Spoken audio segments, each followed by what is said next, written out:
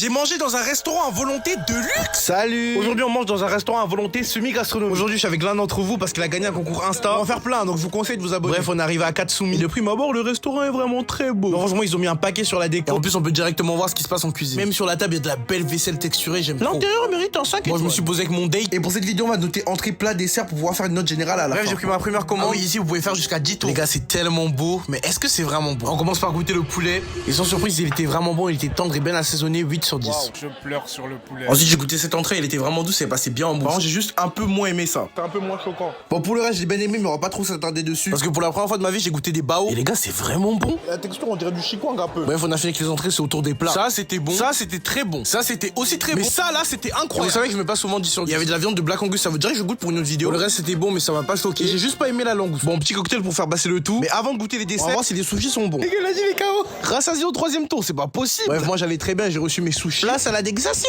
Bon, je passe les détails, la plupart d'entre eux étaient vraiment bons. Mais ce sushi et celui-là, il y avait celui qui était rose aussi qui était incroyable. Un sushi en particulier qui m'a marqué, c'est celui-ci. Les gars, le mélange de saveurs dans ma bouche était seulement Incroyable. Bref, en dessert, j'ai pris 2 trompe-l'œil, un à la framboise et un au citron. J'espère qu'ils seront à la hauteur parce que j'ai goûté beaucoup de trompe-l'œil, moi.